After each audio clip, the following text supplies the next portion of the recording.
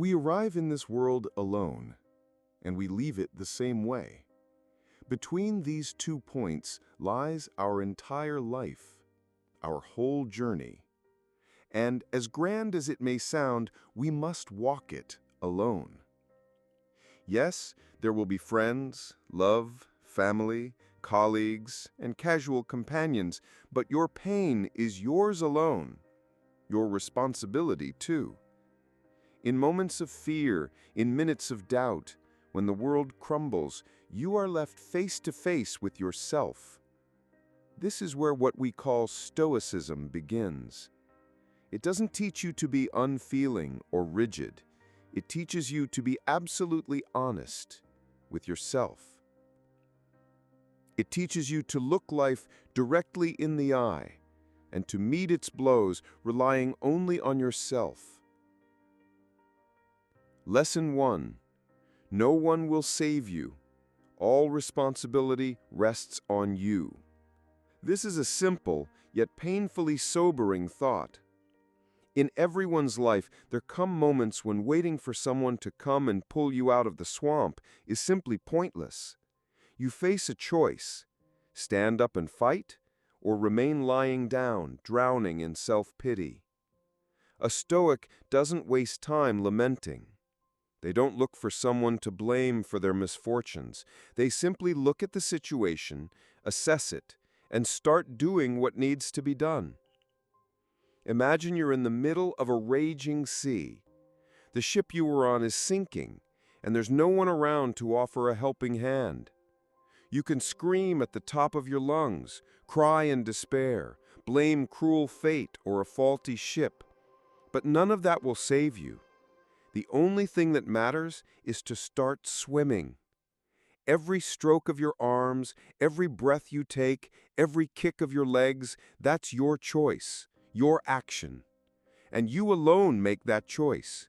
Take those actions. Stoicism literally tells you, swim. No matter what happens, swim.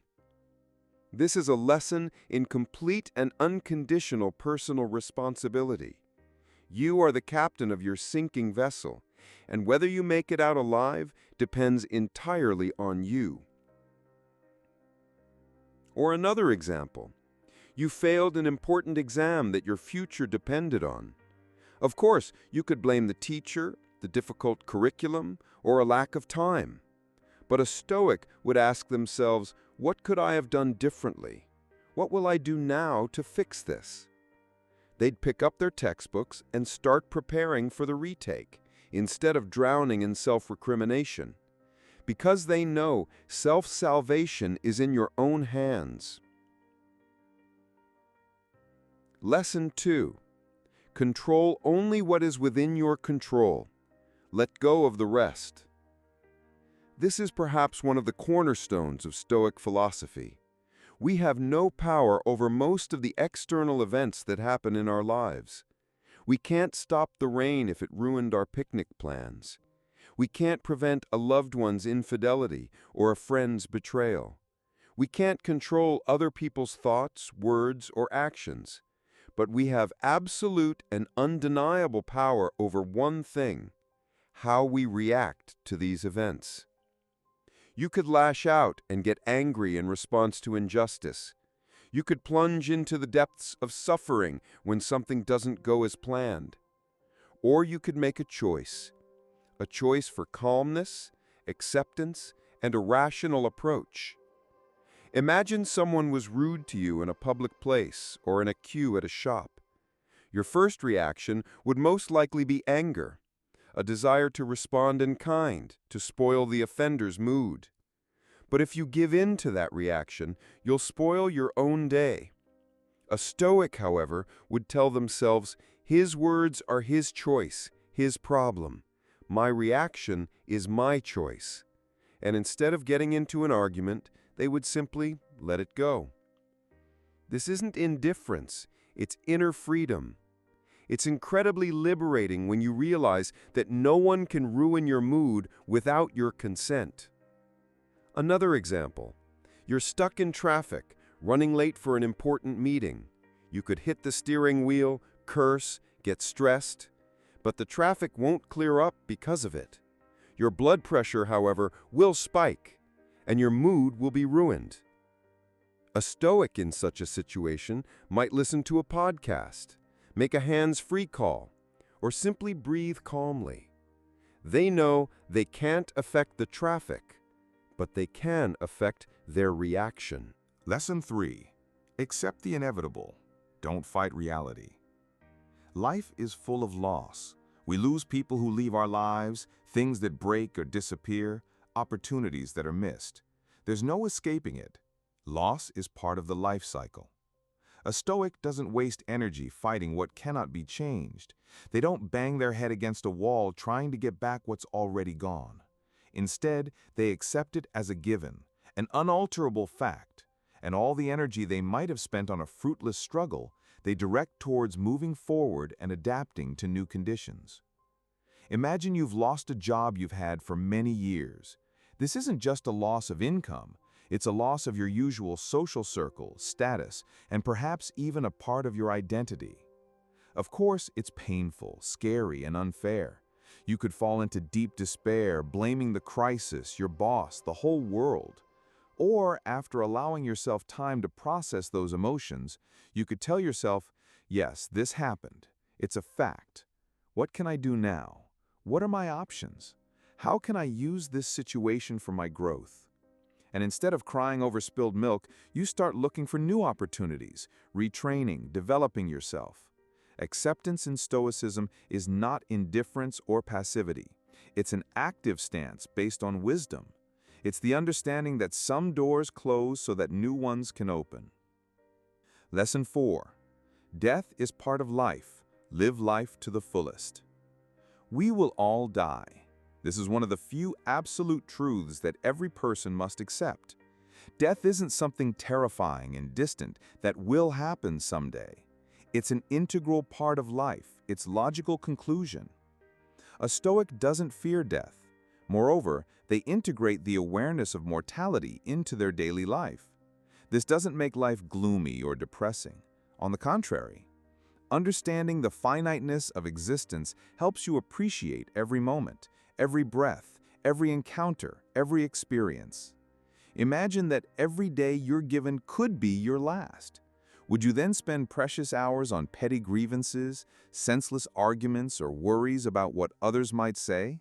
Or would you strive for what truly matters, spending time with loved ones, pursuing your passions, learning, creating, helping others?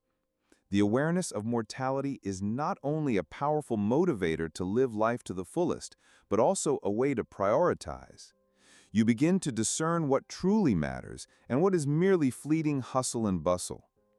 Epictetus said, "Remember that you are mortal, and this will help you not to waste time on trifles."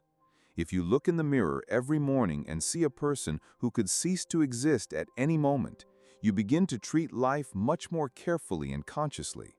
You start living, not just existing. Lesson 5. Value the present. Here and now. That's what matters. The past is gone forever. We cannot change it, no matter how much we wish we could. The future has not yet arrived, and it's full of uncertainty. There is only now, only this very moment. A Stoic lives in the present moment, recognizing its value. They enjoy what is here and now, and they don't allow thoughts of past mistakes or anxieties about future problems to distract them from the fullness of life. Imagine you're drinking your morning coffee. You could sit there, dwelling on yesterday's work mishap or worrying about an upcoming important meeting. And then the entire process of drinking coffee would pass you by. You wouldn't sense its aroma, its taste, or the warmth of the cup in your hands. Or you could simply experience this moment. Fully immerse yourself in it. Feel the warmth of the cup. Breathe in the coffee's aroma. Savor every sip. This isn't just an act of drinking. It's an act of mindfulness. That's where all the magic lies. Living here and now means not postponing life, not waiting for ideal conditions, but living every single moment. You're walking in a park. Instead of thinking about your to-do list, look at the trees. Listen to the birds singing. Feel the wind on your face. This is life. Lesson 6. Distinguish between desired and necessary. Happiness isn't an abundance. The modern world, with its endless advertising and culture of consumption, constantly convinces us that we need more and more. A new car, trendier clothes, a bigger house, the latest phone model. A Stoic learns to distinguish true, fundamental needs from imposed desires that don't actually bring deep satisfaction but merely create an illusion of happiness. They learn to be content with little and find happiness in simple things that are truly important. Imagine your friend just got a new, shiny, latest model car, while you have an older but reliable vehicle. You might start to envy them, suffer from the feeling that mine is worse, and immediately want the same. But you could stop and ask yourself, do I really need a new car right now? My old one still reliably gets me from point A to point B. It serves its purpose. And then you'd understand that your car is a means of transport, not a status symbol.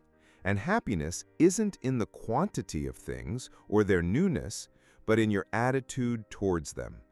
A Stoic understands that a person doesn't need luxury to be happy. They need peace of mind, clarity of thought, and the ability to be grateful for what they already have. They can be happy with just a roof over their head, food, and the ability to think.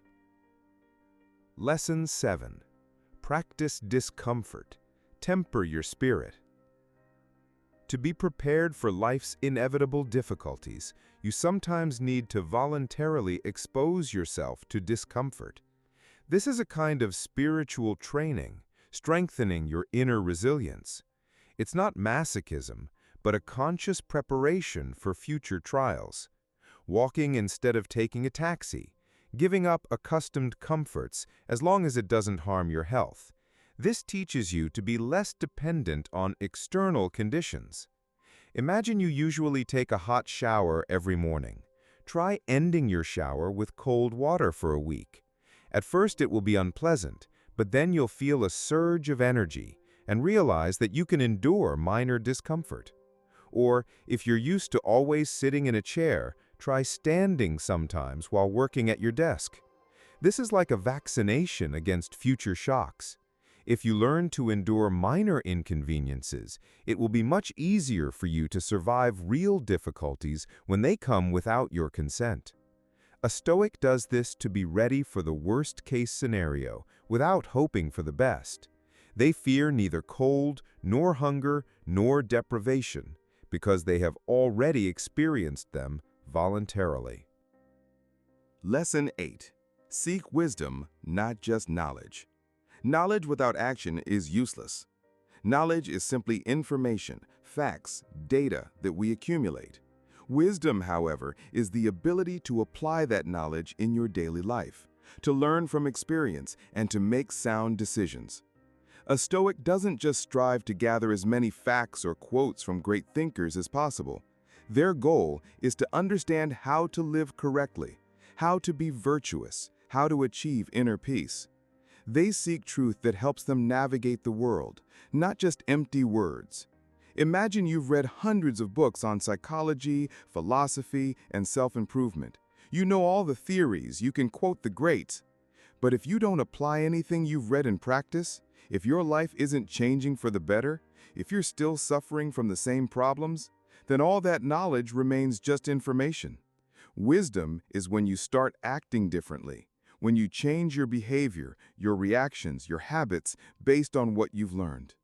For example, you know that anger is bad for your health. Knowledge is understanding that. Wisdom is when, in a moment of anger, you take a deep breath and consciously choose a different reaction. Lesson 9. Don't give in to passions. Manage your emotions. Anger, envy, excessive desire, fear, all these strong emotions, or passions as the Stoics called them, cloud the mind and deprive a person of the ability to think clearly. A Stoic learns to manage their emotions, not allowing them to take over. It's important to understand, they don't suppress them, don't bury them deep inside where they can cause even more harm. They process them. They realize that these are just thoughts and feelings that come and go. Imagine you're very angry with someone who offended you. Instead of immediately lashing out your anger, saying or doing something you'll later regret, a Stoic would pause. They'd take a deep breath. They'd ask themselves, what's really making me angry? Is it an objective reason or my interpretation? Can I change the situation with my anger, or will it just destroy me? Often it turns out that something else is hidden beneath anger or another strong emotion, and a more constructive solution can be found. For example, behind anger there might be fear or hurt. By understanding the true cause, you can find a solution. A Stoic doesn't let emotions be their master. They choose how to react. Lesson 10. Act according to virtue. This is the path to true happiness. Justice, courage, temperance, and wisdom. These are the 4 pillars of Stoic philosophy, the core virtues. A Stoic strives to always act in accordance with these principles because they are deeply convinced that this leads to inner harmony, peace, and true happiness. They know that external circumstances may be unfavorable, but their inner compass, their virtuous nature, will always remain with them. Imagine you face a difficult choice that could bring you great material gain, but it would require you to act dishonestly or unfairly towards others. There's another path, a more difficult one, that doesn't promise such quick riches, but it's honest and aligns with your principles. A Stoic would choose the second path without hesitation, because inner righteousness, a clear conscience, and adherence to your principles are more important than any external gain. They won't look for easy ways if they contradict their moral foundations. They know that happiness isn't in money, but in living in harmony with yourself and your values. Lesson 11. Remember our shared humanity. We are all interconnected. Stoicism, despite its emphasis on self-sufficiency, by no means preaches selfishness. On the contrary, it teaches you to see yourself as part of something larger, part of the human community, the cosmos. A Stoic understands that we are all interconnected and strives to benefit others, because that is also part of their virtuous life.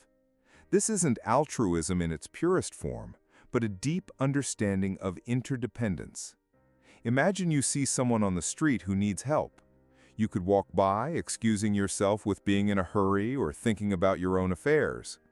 Or you could stop and offer help, even if it takes a little of your time or causes minor inconvenience. A Stoic understands that we are all in the same boat. Our actions affect not only us, but also those around us. And helping another person isn't just a kind gesture. It's the realization of the principle of being useful to society, which is part of Stoic ethics. By helping others, we make the world a better place, and this brings us inner satisfaction. Lesson 12. Judge yourself by your intentions, not results. Not everything depends on you. Sometimes we put in maximum effort, do everything right, but the outcome still isn't what we hoped for. External factors, luck, or chance can influence the result. A Stoic understands that what matters isn't just achieving the final goal, but also the journey you've taken, your intentions, and your efforts. If you did everything you could with good intentions, then that's already a victory, regardless of the outcome. Imagine you studied long and hard for a very important exam. You crammed at night, attended all lectures, reviewed the material. But on the exam itself, you got questions you knew least well, or you simply got too nervous and got a low grade. You could fall into despair, thinking all your efforts were in vain. Or you could tell yourself, I did everything I could. I studied, I tried, I put in maximum effort, and that's what matters. The result doesn't always depend solely on us, but effort, diligence, and good intentions are always within our control. Focus on what you can control, your actions and your efforts, and not on what's beyond your control, the final outcome. Lesson 13. Be self-sufficient. Inner freedom is your fortress. Dependence on external circumstances, others' opinions, or other people makes us vulnerable. If your happiness depends entirely on what your boss says, how your partner behaves, or the amount of money in your bank account, then you are constantly under their power. A Stoic strives for inner independence, for self-sufficiency. They find support within themselves, in their reason and virtue. This doesn't mean renouncing relationships or society. It means that your inner peace and your happiness cannot be disturbed by external events or the actions of others. You don't seek happiness externally, you find it within yourself. Imagine you've lost a friend. It hurts. But if your happiness was entirely tied to that person, you would collapse. Self-sufficiency allows you to go through the loss because you know that your value and your inner world don't depend on the presence of that friend. You remain whole and unharmed. Lesson 14. Don't seek approval. Your conscience is your main judge. Many of our actions, words, and even thoughts are dictated by a subconscious desire to please others, gain praise, or avoid criticism. A Stoic doesn't chase after others' opinions like a phantom. They act according to their internal principles, their conscience, and their reason. For them, inner righteousness is more important than external recognition. Imagine you did a truly good deed, helped someone, but no one noticed, praised you, or gave you credit. Would you be upset? Would you feel like you did it for nothing? A Stoic wouldn't. They know that the most important thing is that they acted rightly. Their internal assessment is far more significant than any external praise. Approval from outside is just a bonus, if it's there, but it's never the goal. The goal is to be a person who acts in accordance with their virtues, regardless of who says what. Lesson 15. Live in harmony with nature. Accept the natural order of things. This lesson isn't just about forests, rivers, and animals. It's about accepting the natural order of things, understanding that we, as humans, are part of a vast, complex system. It's about living in accordance with the reason and logic that permeates the entire world. A Stoic understands that some things happen according to natural laws, and fighting them is as pointless as trying to stop an earthquake. Imagine you're trying to swim against a very strong river current. It's exhausting. You expend enormous amounts of energy, but don't move forward, or you even get carried backward. What if you learn to use the current's power, to flow with it, but still steer yourself in the right direction? This doesn't mean being passive and simply giving in to circumstances. It means using natural laws to your advantage. It means seeing how the world is structured, how its systems function, and living in accordance with that structure, rather than trying to break or ignore it. This applies to the cycles of life, the inevitability of change, and the acceptance that some things are simply meant to happen, and our task is just to react to them correctly. So, 15 lessons. It might seem like a lot, but in reality, they're just different facets of one big principle. Live consciously, rely on yourself, and face life with dignity. Alone, but not solitary in your pursuit of wisdom. Free because you're not attached to the external, but responsible for yourself. Strong because you're honest with yourself and accept reality as it is. And that's the beauty of it. This is the path you choose yourself, and no one will walk it for you. But you can walk it, becoming stronger, wiser, and calmer with every step. Which of these resonated most with you? And are you ready to start your journey? Or perhaps you're already on it?